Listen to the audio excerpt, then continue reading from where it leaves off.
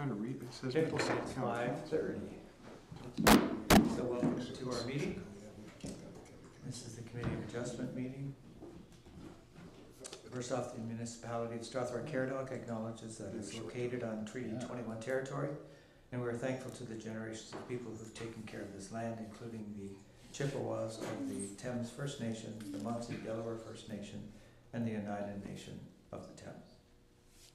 Okay, I'm going to go for a roll call to Jake. Thank you, Chair. I just want to do a quick introduction for Saja up front there. She's going to be taking over up front there. You've seen her around for the past 4 or so meetings. So she'll be in the hot seat from now on, and I'll be back here in more of a support role. Saja's been with us. Well, she originally started as a co-op student in engineering, and then she came to the building and planning department, and now she's back full-time as our development services coordinator. So we're super happy to have her, and I know she's going to do great up there. So, okay. Good, thanks for that. Then I need a recommendation that the Committee of Adjustment agenda be approved as circulated. Recommended by Steve, supported by Brian. All in favor? And that carries. Is there any declaration of community interest? No, seeing none. Moving on to number 4. The reading correction or approval of minutes. Everyone's seen the minutes. I need a recommendation to accept them as written. Sanjeev and Frank supports it. All in favor? And that carries. Okay, then we're going right to our submissions for consideration. Our first one is application for minor variance, 22227 Front Street East. The owners are Jason and Alexander Hastings. I assume they're in the audience. And we have some other people that want to hear about this in the audience as well. That's good. If I can go to the report, please. Thank you, Chair. The minor variance application before committee this evening is seeking relief from section 4.65B of the zoning bylaw to permit a 62.24 square meter secondary suite on the ground floor of an accessory building, whereas the zoning bylaw states that secondary suites, when located in an accessory building, shall not be permitted on the ground floor or below grade. The subject property is located on the north side of Front Street East, northwest of Metcalfe Street East. The property contains an existing single detached dwelling on municipal services, a storage shed and a garden shed. Surrounding land uses are primarily residential in nature. The proposed variance will permit a secondary suite on the ground floor of an accessory building in the rear yard to allow for greater accessibility for future tenants. One comment was provided by the public prior to the development of this report. They have since withdrawn their comments after speaking to the applicant and myself. 3 other members of the public have since provided comments after the development of this report, describing their opposition. Their concerns are regarding parking spaces, the location of the structure, light and noise, privacy, property values, and height. Agency comments were provided by RSM to ensure that spatial separation OBC requirements are met in advance of the building permit process. I have reviewed the application against the 4 tests of the Planning Act, and as indicated in the report, it is staff's opinion that this application does meet the 4 tests. The accessory massing and position is permitted as of right, and the variance will allow for a greater range of housing opportunities for residents in Strathroy-Caradoc.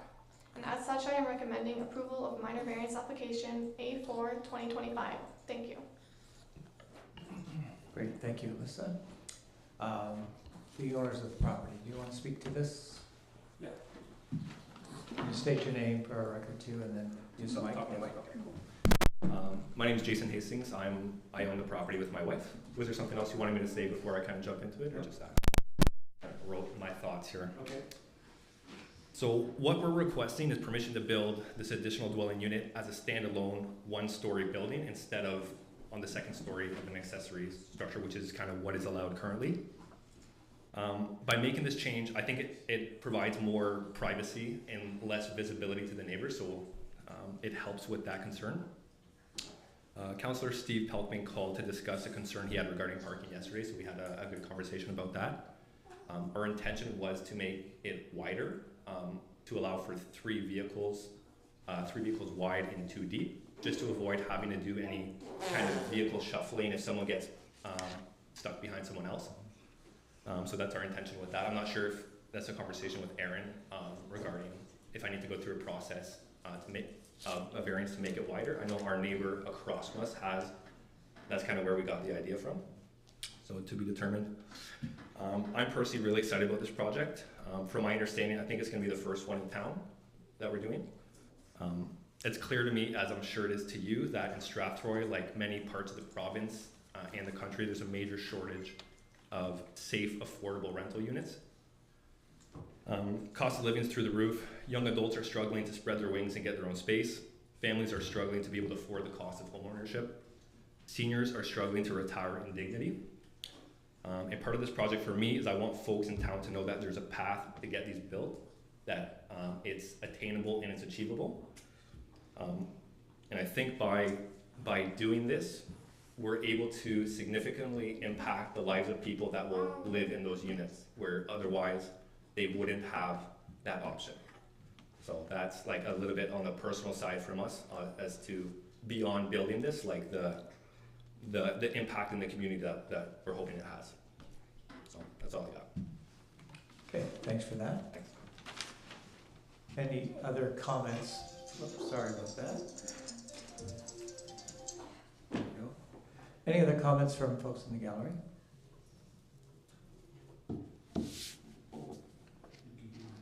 Mike and Nancy Morris, are you here? Yes. Yeah. Your comments, if you'd like to add some.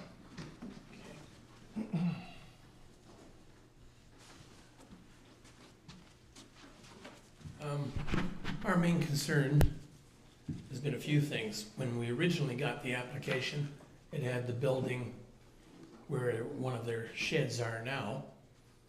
And since subsequently that changed to the backyard, the very backyard, 4 feet from my property line is how close they're supposed to be able to come. Even though your zoning bylaws say that a residence, and this being a residence, is supposed to be 24 feet or whatever the equivalent is in meters.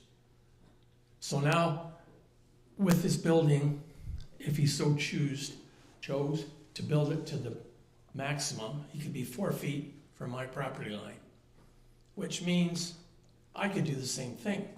So now I have two buildings that are 8 feet apart. I don't think that's a very good quality of life for a detached building. Because usually what happens with that 4 feet, it ends up being stockpiled with junk of some kind. Side yards are always that way.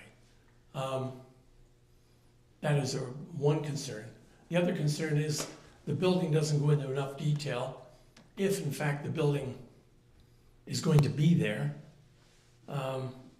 it's a blight on my backyard. I'll be looking at 14 feet of building, which in fact takes away from the greenery, the backyard, privacy, etc. There's a few things you can do to mitigate that, but the best would be if it were moved ahead the 20 feet or 24 feet, whatever the residential property is required. Because when the city put in the bylaws, they wanted a 24-foot backyard. We have a residence going up here. You may call it something different, but it's still darn residence. And it should be 20 feet or 24 feet from the back property line. The parking sounds like he's got that figured out. That was our other main concern. We're concerned about the building being that close was our main concern. If you could see fit to move it ahead, put a cottage roof on the back, it doesn't affect us quite as much. Windows in the back would be nice if they were put on the side. 8 feet is not very far, or 4 feet to the property line is not very much distance on the back. On the sides, it's a little different because you're in the middle of your lot, but when you're on the back, it's a little different. My yard is not extremely deep at that point anyway. It's not at the same depth as his because it's a newer project. So that would be our main concern. I hope that the owners have consideration for the surrounding neighbors to move the building forward. The rear fence line, maybe a cottage roof, like I said before, to lower the optical effect of the building, and maybe no windows. Those are the main concerns we have for this project if it has to go ahead. Like he says, it'll be the first one in town. I think it would be a little different if it were put where the existing shed is. It would be less disruptive. Also, you're talking about having an accommodation for people with handicaps or seniors or whatever. You're putting it in the back corner, the farthest distance away from parking. It's a diagonal distance. So I'm gonna assume it's a couple hundred feet almost to a car from this property, or from this building, which doesn't accommodate people, especially in the winter. I think it's too far. I don't know, I think that sort of covered the rest of it. You probably read in my letter. The rest is self-explanatory. I'd like to work with them, I don't mind that, but I want to maintain my privacy. Our values are very high in that street, in that area, and putting in units that close will affect that adversely, lowering the values of the whole street, and even the homes beside his home are of significant value. This is not, you know, the bottom end of housing. We're in moderate to high-end housing for Strathroy, and I think you should maintain that. I don't know how you control what they build there or where they build it, other than this a group here.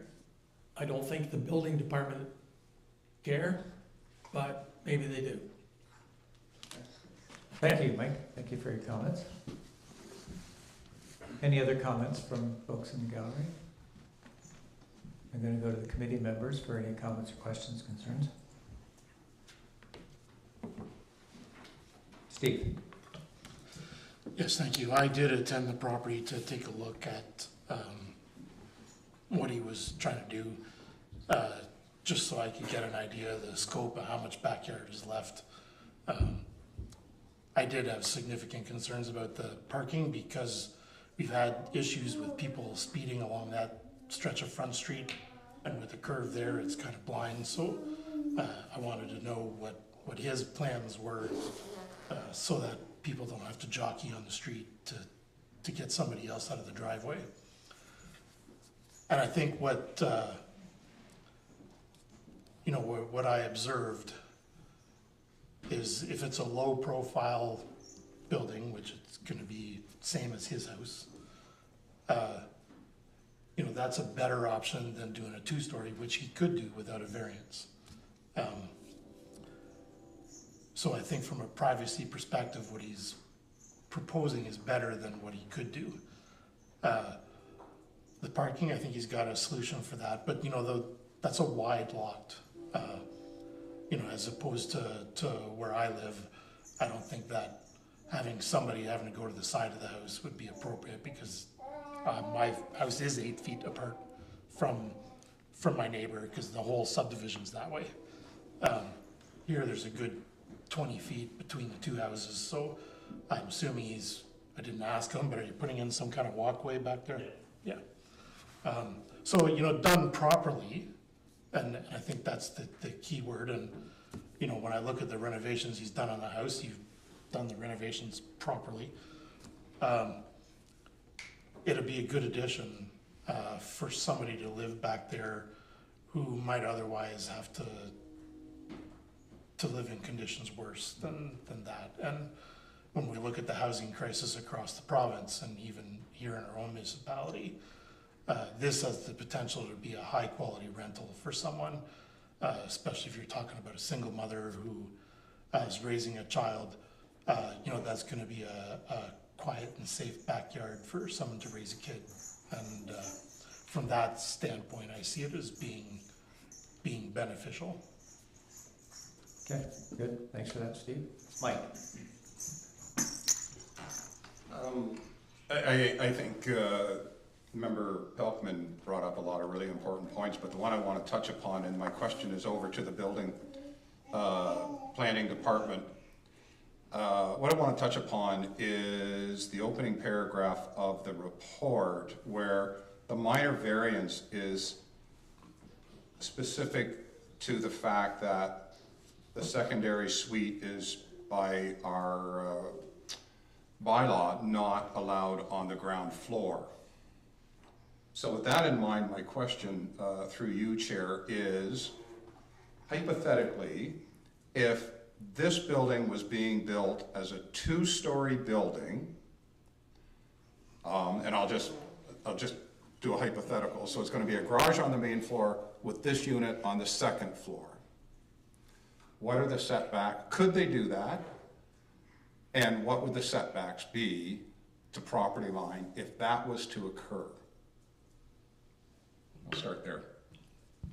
Through the chair, if it was permitted to have the 2 stories, the same setbacks would apply in this case for an accessory dwelling. For a habitable accessory dwelling, it's still 1.2 meters setback to all of the lot lines. So it would be the same thing, it would just be 2 stories, it would just be higher. So we'd end up with a 2-story building there with the same habitation on the second floor, but you'd have a garage on the main floor, and then they wouldn't be in front of us seeking a minor variance at all. Is that correct? Through the chair, yes, that's correct. That's correct. Okay.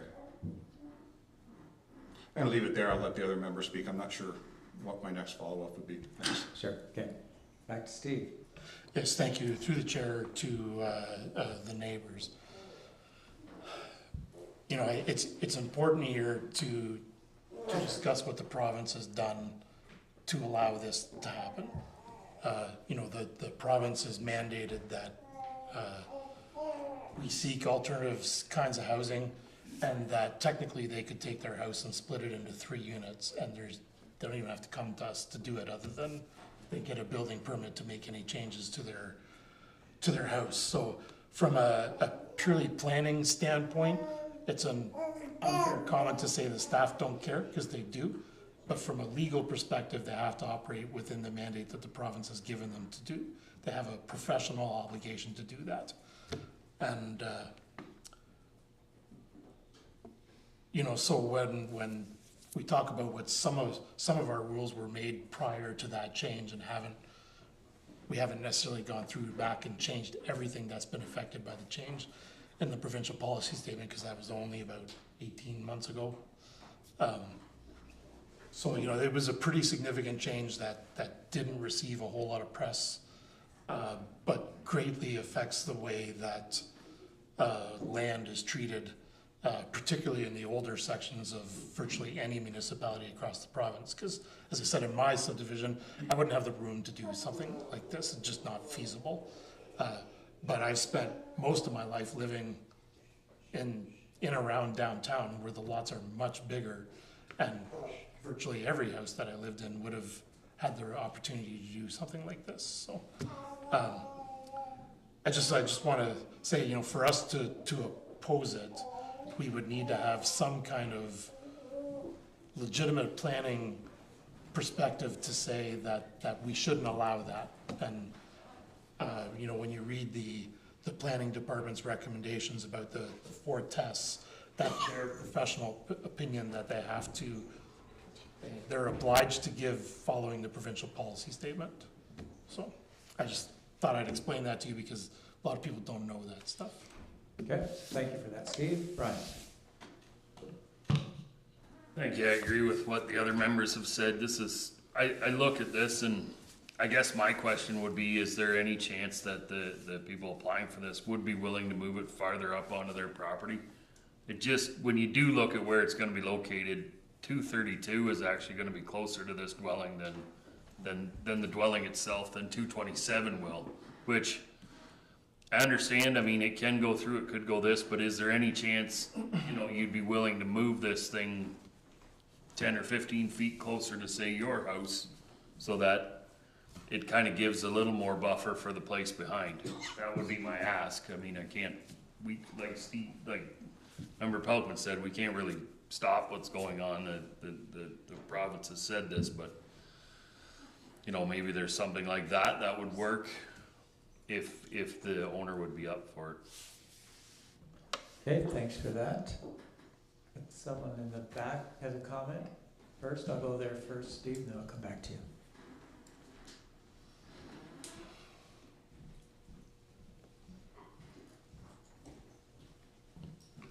Hi, my name's Trish Haig. I live right beside where this is being proposed, and quite honestly, we love the idea that you're fulfilling a need in our community, and we see that the piece of property that they've chosen in the location they've chosen would offer such autonomy to that unit to offer the privacy and the independence that you're kind of seeking as someone who wants a dwelling of their own.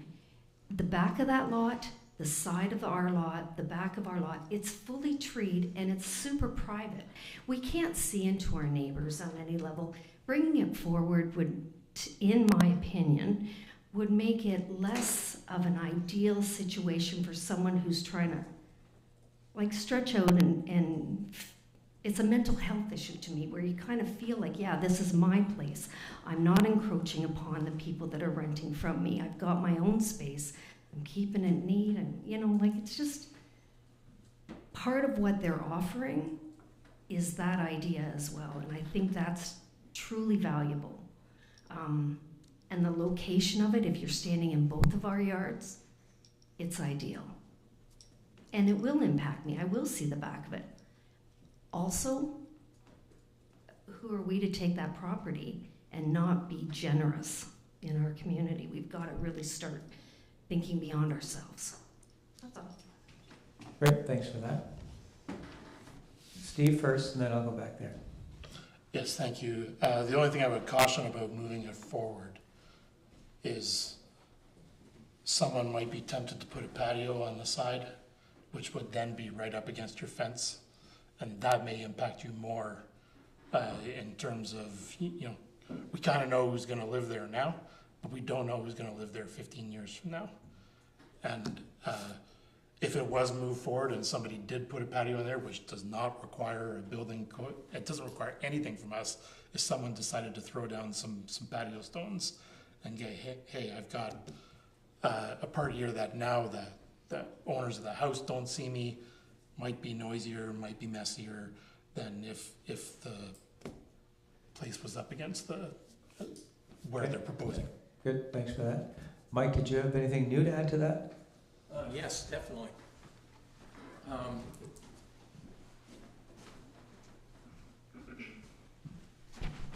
A few things regarding Mr. Pelkman's discussion about if it could be a two-story building.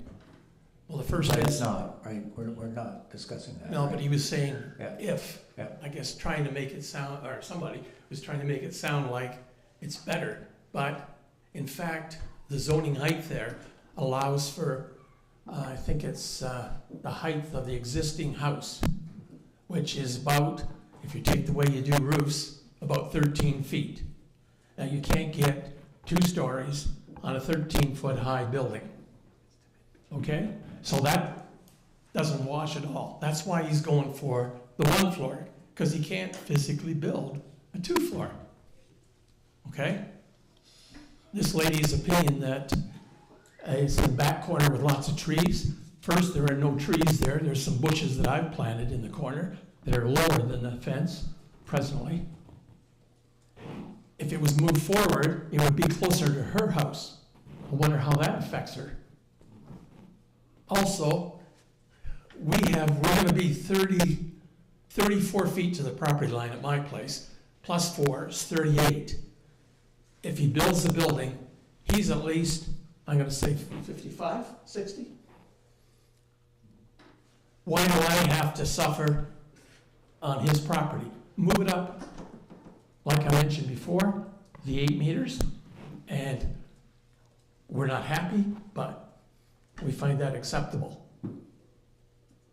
Okay. Okay. Thanks for your comments.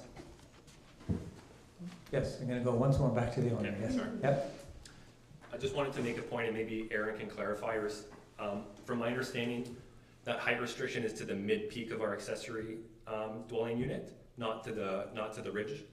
So we actually had, the fellow that, like the BCN guy that did the drawings for us, he actually had a 2-story ADU that he had proposed, like, kind of like in an old house where it's built into the attic, like not a real floor system with 2 real walls, so like that could happen. So just wanted to kind of clarify that. Thank you. okay, good, sure, thank you. Okay, I'm gonna go back to committee members. Mike? So I want to clarify that point with our building department. This idea of the 2-story building. Not that I'm promoting it, but I really want to be clear. If I wanted to build a 2-story building on that lot, if I owned it and wanted to build a 2-story building on that lot, I would have 1.3 meter setback, side yard and rear yard, I think is what you said. Is my height restriction based upon a number in the bylaw? Or is my height restriction based upon the house that's on the property? Or is it a combination of both?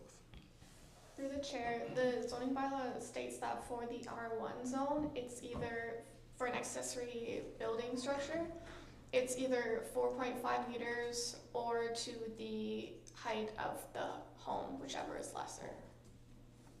Thank you. Okay, then I'm gonna go back to committee members. And I'm looking, Steve, yeah? If I could just ask through the chair to the planning department, his plan for parking, is he allowed to do that, or would that be another variance? Through the chair to Member Pelkman, under our zoning bylaw, you are permitted to have 40% of your front yard devoted to parking. You are permitted to have, I believe, 6 meters of width at the road. Sort of based on frontage, it might be between 6 to 8 meters. However, once he's on the property, he can expand it to that 40% with no issue. And it looks like, you know, the significant width of this lot, it could very easily accommodate another car length. Okay, then I'm gonna go to committee for a recommendation. Right, I'll make a motion that the variance be approved as applied for and recommended. okay, and seconder to that, Steve, all in favor? That does carry. Thank you. So our next item for consideration is an application for minor variance. This is in Melbourne, 598 Peter Street, and owners are Joseph Mead and Natalie Mead. Are they in the audience tonight? Yes, good, welcome. Okay, so if we can go to the report first, Alyssa. Thank you, Chair. The minor variance application before committee this evening is seeking relief from section 5.33 of the zoning bylaw to permit a minimum front yard setback of 4.7 meters, whereas a minimum of 7 meters is required. The applicant also seeks relief from section 5.34 to permit a minimum side yard width of 1.2 meters, whereas a minimum 2 meters is required. Finally, the application speaks to relief from section 5.36 to permit a maximum lot coverage of 32.8%, whereas a maximum of 30% is permitted in the low-density residential zone for parcels on partial municipal services. These variances would permit the construction of a 179.67 square meter, or about 1,900 square feet, single detached dwelling on the property to replace the existing home. The subject property is located on the north side of Peter Street, east of Melbourne Road in the hamlet of Melbourne. The property contains an existing single detached dwelling, a detached garage, and another accessory building which is to be removed. In support of the application, the applicant has submitted a drawing of the proposed septic system and septic system design report, which was prepared by a qualified engineer, and this plan has demonstrated the capability of the lot to accommodate the additional lot coverage requested with an appropriate septic design. This also identifies the need for the front yard variance to ensure sufficient spacing in the rear yard for the septic system.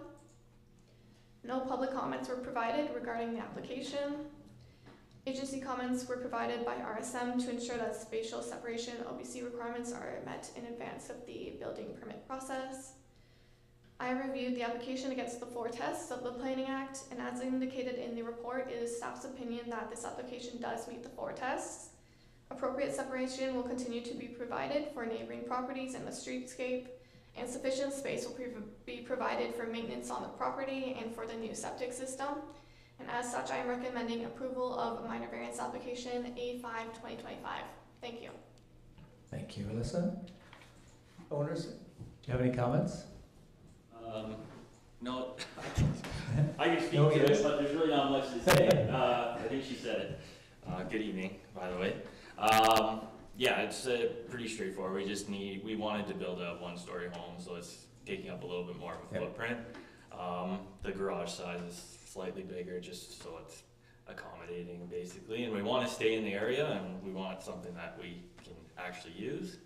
And we talked to both sides, the neighbors on both sides, and they're both for it. Pretty much everybody on the street is excited for us, and honestly, the house that we're in right now should probably be condemned because it's old and it's ready to go. So good for you. That's Glad it. you're doing that. Yeah. Good.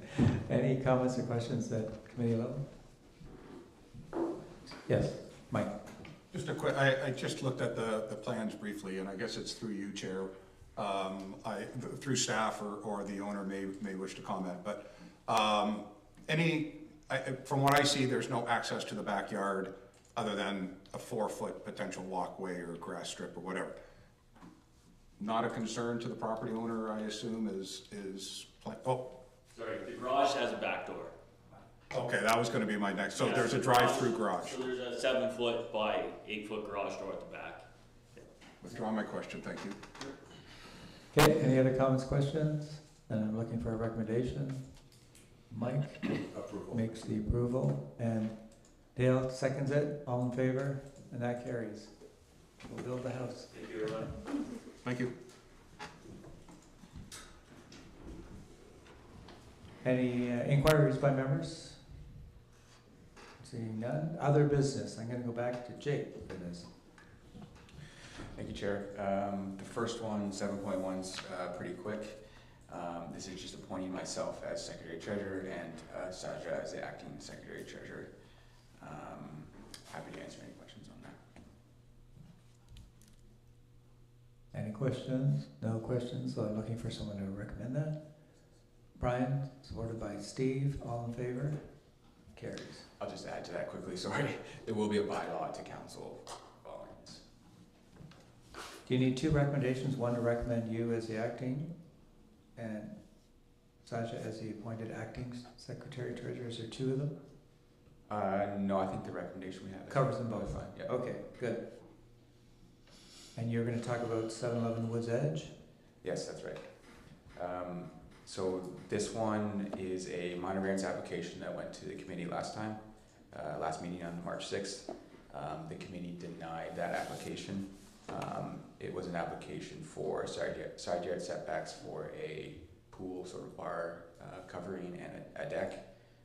Since then, we've been working with the owners on some solutions to that, and they've resubmitted an application. They're going to cut back the deck, hopefully put some eaves and stuff on the covering, and then come back to a future meeting for that decision. But as part of that application, they have submitted a fee waiver request. So they are requesting a full waiver of the fees, the application fee, which is $750. So we'd be looking for a recommendation from the committee to approve or deny that request. Yeah, and further details on the modified plan will come at the future council meeting once that's all sorted out. Okay, Steve. I'm happy to support that because these people walked into a mess that the previous people should have fixed. So I'm happy to support the refunding or the not charging the fees a second time. Okay, so there's a recommendation to approve that, and Brian's supporting that. All in favor? Oh, Just a Frank, comment. I mean, I'll support this, but I really think that, again, the taxpayers as a whole are covering the cost, because I assume there's twice the amount of work here that there would normally be. So I will support it. I understand these folks were in a difficult, whatever happened there, but you know, it just means all of us are paying for it rather than the applicant. So just want to make that point. Okay, so we'll go back to all in favor, and that carries. Jake, you had a comment on B 22/2024 as well? Yeah, thank you, Chair. This is just for the committee's information. We received an appeal for 8480 Irish Drive. It's B22/2024. It was a surplus farm dwelling severance in the agricultural area. The committee approved it on the basis that there's an existing foundation there, and the County of Middlesex has appealed that. So I'll keep the committee updated as we kind of go through that appeal process, but at some point in the future, it'll come to County Council, and they will decide whether to proceed with the appeal or not. So I don't have a date for County Council for that item yet, but I think it probably should be sometime in the next month or so. So probably next committee meeting, I'll have another update for the committee. Yes. Brian first. Sorry, You I- probably have a question for me, so. Yeah, no, I was just going to maybe expand on that explanation as to explain to the committee why it went right to the approval and not to their thing, because their meeting wasn't gonna be held within 20 days. Correct? Or am I wrong here? I think why the appeal is submitted versus going to County Council first. Yes. Yeah, I believe that was the case. The timing didn't line up with County Council, so they, before the appeal period was up, they had to appeal, or else they would have ran out of time. Aaron? So. And sorry, just a further clarification, that is very often the case, is that the director of planning will submit an appeal, and very similar, it won't have an opportunity to go to County Council first. Once it goes, they will make a decision whether to withdraw or continue with the appeal. Yeah, no, that was the explanation I had gotten, was it was essentially an automatic because it wasn't going to make the date. So I just thought that's something that maybe, because at first I thought, I kind of felt bad. I was like, oh Jesus, here we sent this thing down and now we're up against an appeal again. But I was happy to hear it was automatic. Right, we're Mike first, right? Well, go ahead. I guess my question is, does it ever come back here, or are our hands washed on this one, I guess, so? I don't think I've ever seen this. It probably won't come back to the committee. It'll be decided, if it goes through with the appeal, it'll be all decided at the OLT level. So I am a member of County Council. I sit there also as part of my duties as deputy mayor, as does Colin Grantham, the mayor. He sits also. So we have seen these before, where they've been appealed for time constraints. The appeal, they file the appeal, they kind of put that on notice, and then it shows up in front of us, and then we make a decision. I know we've made decisions where we decided we were not going to move the appeal forward, and it stops there. And we just withdraw the appeal, and then the decision of this committee stands. So certainly I was in the room for the discussion. I understand why we made the decision that we made. It was a good discussion. Councillor Derbyshire, I think, probably led most of us through that. So having that knowledge, certainly I'll be speaking to that at County Council with that information. So. Okay, thank you for that. Scheduled meetings next. Our next meeting is the 1st of May. That's the first Thursday. It's the 1st of May. And June, July. I'm looking for a recommendation for adjournment. From Frank. Randy supports that. All in favor? And we're adjourned.